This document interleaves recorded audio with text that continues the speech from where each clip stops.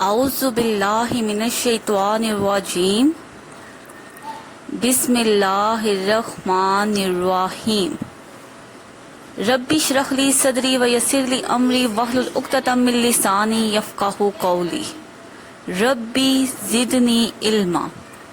السلام علیکم ورحمۃ اللہ وبرکاتہ اسٹوڈنٹس، امید کرتی ہوں آپ خیریت سے ہوں گی اور آپ لوگ اردو کی ڈائری اچھے طریقے سے یاد کر رہی ہوں گی۔ تو آج آتے ہیں اردو کی ڈائری کی۔ آج کی جو دہرائی کی ڈائری ہے آپ کی، وہ ہے سبق نمبر 5، جس کا نام ہے نسو اور سلیم کی گفتگو۔ یہ آپ کا سبق کا نام ہے۔ سرگرمی ہے آپ لوگوں کی نیک صحبت کی موضوع پر مکالمہ لکھنا ہے، ٹھیک ہے؟ دو دوستوں کے درمیان یا استاد اور شاگرد کسی کے درمیان بھی آپ لکھ سکتے ہیں۔ اسٹوڈینٹس، اب آ جاتے ہیں اس سبق کے مصنف کے تعارف کی طرف۔ جو ڈپٹی نذیر احمد ہیں وہ ضلع بجنور، ٹھیک ہے، بھارت کے ایک علاقے میں پیدا ہوئے تھے، اور ان کے جو والد کا نام تھا وہ مولوی سعادت علی تھا۔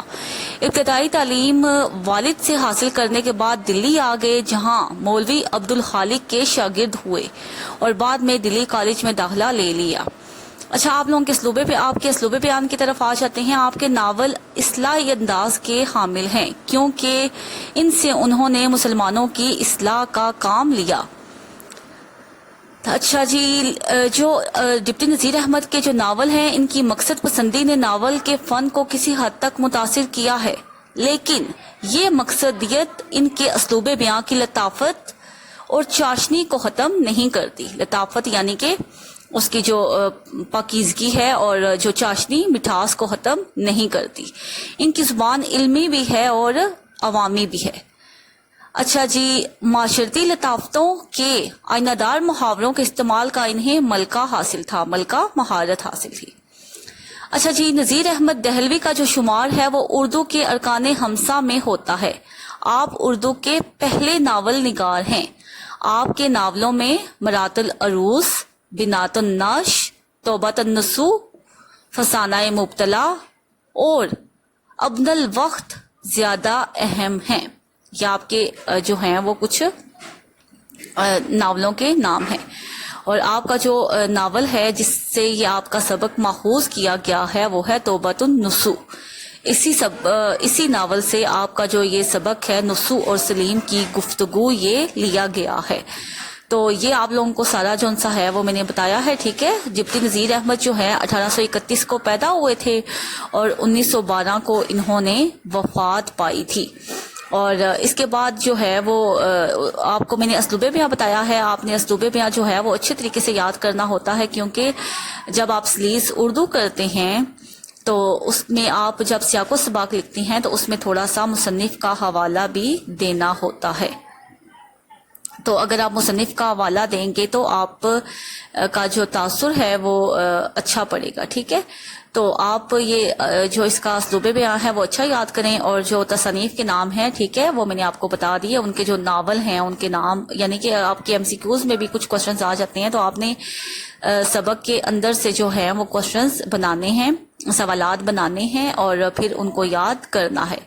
تو آپ اس میں سے بنا سکتے ہیں، ٹھیک ہے؟ ڈپٹی نذیر احمد دہلوی کب اور کہاں پیدا ہوئے، ابتدائی تعلیم انہوں نے کہاں سے حاصل کی، اس کے بعد فارغ التحصیل ہونے کے بعد انہوں نے کہاں سے اپنی زندگی کا آغاز کیا، یہ کوشچن آپ بنا سکتی ہیں۔ ان کے جو ناول ہیں وہ کس انداز کے حامل ہیں، یہ کوشچن آپ بنا سکتی ہیں۔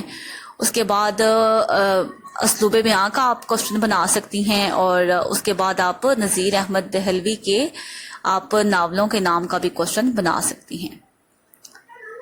اچھا جی اسٹوڈینٹس، آ جاتے ہیں اب سبق کی طرف۔ جو سبق ہے آپ کا نسو اور سلیم کی گفتگو، یہ ایک ناول صنف ادب کے جو صنف ادب ہے اس کے لحاظ سے آپ کا یہ سبق ناول ہے، اور ناول جو سا ہے وہ آپ کو پتا ہے کہ ناول بھی ایک کہانی ہی ہوتی ہے، لیکن اس کی بنیاد حقیقی زندگی پر ہوتی ہے۔ اس میں زندگی کا کوئی ایک دور اس طرح پیش کیا جاتا ہے کہ وہ اپنے تمام تر رنگوں کے ساتھ موجود ہوتا ہے۔ کہانی کے واقعات کے بہاؤ میں ایک فطری پن ہوتا ہے، ٹھیک ہے؟ اور یہ آپ کی جو ہے وہ ناول کی جو تعریف تھی یہ آپ لوگوں نے بھی یاد کرنی ہے. اور اس کے بعد آپ آ جاتے ہیں سبق پر. سبق نسو اور سلیم کی گفتگو ایک ناول ہے. ٹھیک ہے, اس میں آپ کو میں مرکزی خیال تھوڑا سا بتا دیتی ہوں اس میں کہ جب انسان زندگی کی اصل روح سے روشناس ہوتا ہے تو وہ دنیاوی زندگی کے بجائے ابدی زندگی کو سنوارنے کے جتن کرتا ہے اور اصلاح کا کام اپنے گھر سے شروع کرتا ہے. کنبے کا سربراہ پورے خاندان کی اخلاقی حالت سدھارنے کا ذمہ دار ہوتا ہے. اس میں ایک ایسے ہی شخص کی کہانی بیان کی گئی ہے جس کا نام نسو ہوتا ہے. وہ اس ناول کا مرکزی کردار بھی ہے. تو جب ایک دلی میں ہیضے کی وبا آتی ہے تو وہ بھی اس وبا کا شکار ہو جاتا ہے, اور جب وہ ڈاکٹر کے پاس جاتا ہے تو ڈاکٹر اسے خواب آور دوا دیتا ہے جس سے وہ سو جاتا ہے, اور وہ خواب میں کچھ آخرت کے خوفناک مناظر دیکھتا ہے. تو جب وہ اٹھتا ہے تو وہ اپنی جو ہے وہ اس زندگی پر بہت زیادہ رنجیدہ ہوتا ہے, اور وہ اپنی اور اپنے گھر والوں کی اصلاح کا بیڑا اٹھاتا ہے. تو اس میں وہ اپنی بیوی فہمیدہ کو اپنے ساتھ رکھتا ہے. سب سے پہلے یہ ہوتا ہے کہ جب اپنی بیوی فہمیدہ کو اپنے ساتھ رکھتا ہے اور کہتا ہے کہ ہم نے اپنے بچوں کی اصلاح کرنی ہے تاکہ ان کی زندگی سنورنے کے ساتھ ساتھ ان کی آخرت بھی سنور جائے. تو سب سے پہلے وہ اپنے چھوٹے بیٹے کو بلاتا ہے, سلیم کو. جب سلیم کو پتہ لگتا ہے کہ باپ اسے بلاہانے پر بلا رہا ہے تو وہ اپنی ماں سے پوچھتا ہے کہ کیوں مجھے باپ بلا رہا ہے. تو ماں جو ہے وہ لا علمی کا اظہار کرتی ہے. جب سلیم جاتا ہے اپنے باپ کے پاس تو باپ اسے کہتا ہے کہ بیٹا آج مدرسے ابھی تک نہیں گئے. تو وہ اسے کہتا ہے کہ ابھی مدرسے کا ٹائم نہیں ہوا, ابھی کچھ دیر باقی ہے. تو اس نے کہا کہ آپ, جب باپ کہتا ہے کہ بھائی کے ساتھ مدرسے کیوں نہیں جاتے, تو سلیم کہتا ہے کہ بھائی جو سا ہے وہ صبح ہی اپنے دوست کے گھر امتحان کی تیاری کرنے کے لیے چلا جاتا ہے, اور جو بڑا بھائی ہے اس کے ہاتھ میں شطرنج اور گنجفہ ہوتی ہے, تو اس لیے جو ہے وہ میں ان کھیلوں سے دور رہتا ہوں. تو باپ پوچھتا ہے کہ آپ تو بہت زیادہ کھیلوں کے شوقین تھے, تو آپ کو کھیلوں سے نفرت کیسے ہو گئی ہے. تو پھر وہ بتاتا ہے کہ ہمارے محلے میں 4 لڑکے آئے ہیں, وہ بہت زیادہ نیک طبیعت کے مالک ہیں, وہ نہ کسی سے لڑتے ہیں نہ جھگڑتے ہیں نہ گالی گلوچ کرتے ہیں, اور وہ تمام محلے والے انہیں بہت زیادہ پسند کرتے ہیں. اور ایک دن میں مدرسے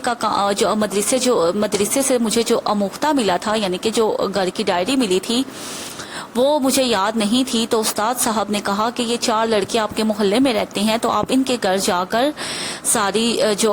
آپ ان کے گھر ان سے آپ مدد لے سکتی ہیں. تو ایک دن میں ان کے گھر چلا گیا اور میں نے گھر کا دروازہ کھٹکھٹایا, تو ان کی بی جان نے دروازہ کھولا اور میں نے انہیں اسلام کیے بغیر ہی میں آگے چل دیا. تو اس پر بی جان نے, جو ان کی بی جان تھی, انہوں نے مجھے کہا بیٹا کہ یہ اچھے لوگوں کا شیوا نہیں ہے کہ اسلام نہ کریں. پھر انہوں نے مجھے نصیحت کی اور مجھے کہا کہ میں تمہیں ضرور دعا دوں گی, اللہ تمہاری عمر دراز کرے اور نیک ہدایت دے. مجھے بہت شرم آئی اور میں نے اٹھ کر انہیں سلام کیا. وہ بولی بیٹا میں تم کو نہ ٹوکتی, مگر چونکہ تم میرے بچوں کے ساتھ اٹھتے بیٹھتے ہو اس لیے میرا فرض ہے کہ میں تمہاری اصلاح کروں. تو ان کا کہتے ہیں کہ اب میں ان کے گھر جاتا رہتا ہوں, اور انہوں نے مجھے مٹھائی بھی دی تھی. میں بہت دیر ان کے گھر جاتا رہا. وہ ہمیشہ مجھے نصیحتیں کرتی ہیں. ان کی باتیں سن کر میرا دل تمام کھیلوں سے اچاٹ ہو گیا ہے. تو یہ آپ کا اس سبق کا جو ہے وہ خلاصہ تھا. ٹھیک ہے, یہ سبق آپ کا جو ڈپٹی نذیر احمد کا ایک ناول تھا توبۃ النسو, اس سے لیا گیا ہے. تو میں نے آپ کو اس سبق کا پورا خلاصہ بتا دیا ہے. امید ہے کہ آپ کو سمجھ بھی آ گیا ہوگا. اس کا مرکزی کردار جو نسو تھا, جو سلیم کا باپ تھا, اس کے بارے میں بھی میں نے آپ کو بتا دیا. تو اب آپ کو اس سبق کے سمجھنے میں کوئی بھی دقت پیش نہیں آئے گی اور آپ کو اچھا سمجھ آ گیا ہوگا. اچھا بچوں, اب آ جاتے ہیں اس سبق کی مشق کی طرف. اس سبق کی جو مشق ہے وہ مختصر سوال ہے. بیدارہ نے سلیم کو جگا کر کیا پیغام دیا؟ اس نے کہا تھا کہ بلاہانے پر آپ کو میاں صاحب بلا رہے ہیں. سلیم اپنے بھائی کے ساتھ مدرسے کیوں نہیں جاتا تھا؟ کیونکہ اس کا بھائی جو سا ہے وہ منہ اندھیرے ہی صبح سویرے ہی اپنے دوست کے گھر امتحان کی تیاری کرنے کے لیے چلا جاتا تھا. سلیم نے 4 لڑکوں کی کیا خوبیاں بیان کی کہ وہ جب چلتے ہیں تو نظریں نیچے رکھتے ہیں, نہ گالی بکتے ہیں, اور سب کو سلام کرتے ہیں. حضرت بی کون تھی؟ حضرت بی ان 4 لڑکوں کی نانی تھی جن کے ساتھ سلیم پڑھتا تھا، اور انہوں نے یہی نصیحت کی کہ آپ سب کے ساتھ سلام کیا کریں اور نیک سلوک کیا کریں. محاورات کے معنی لکھیں اور جملوں میں استعمال کریں. یہ آپ کے محاورات ہیں، ان کے معنی میں آپ کو بتا دیتی ہوں. جی لگنا، دل چاہنا، کانوں کان خبر نہ ہونا، بالکل خبر نہ ہونا، آوازہ کسنا، طنز کرنا، زمین میں گڑ جانا، بہت زیادہ شرمندہ ہونا، دل کھٹا ہونا، دل برا ہونا. اس کے بعد آپ لوگوں کے الفاظ جمع ہیں، ٹھیک ہے. خبر اخبار، مدرسہ مدارس، مشکل مشکلات، کتاب کتب، امتحان امتحانات. اور اس کے بعد آپ لوگوں کی خالی جگہ ہیں، ٹھیک ہے، آپ کو سلائڈز پر نظر آ رہی ہوں گی اور میں پڑھ کے بھی بتا دیتی ہوں. سلیم کی عمر اس وقت کچھ کم ڈیش کی تھی، 10 برس. میں اوپر ڈیش لینے گئی تھی، لوٹا. صورت سے ڈیش تو نہیں معلوم ہوتا تھا، کچھ غصہ. سلیم ڈرتا ڈرتا ڈیش گیا اوپر اور ڈیش کر کے الگ جا کھڑا ہوا، سلام. اگلے مہینے ڈیش ہونے والا ہے، امتحان. شاید مجھ کو عمر بھر بھی ڈیش کھیلنی نہ آئے گی، شطرنج. بڑے بھائی کے پاس ہر وقت ڈیش ہوا کرتا ہے، گنجفہ اور شطرنج. یہ آپ لوگوں کی جو ہے وہ خالی جگہ تھی جو میں نے آپ کو پر کر کے بتا دی. اچھا بچوں، آپ لوگوں نے ایسا کرنا ہے کہ صرف مشقی سوالات ہی یاد نہیں کرنے، بلکہ آپ نے جب پورا سبق پڑھنا ہے، اس کی پڑھائی کرنی ہے، تو آپ نے سبق کے اندر سے بھی آپ نے سوالات زیادہ سے زیادہ بنانے ہیں.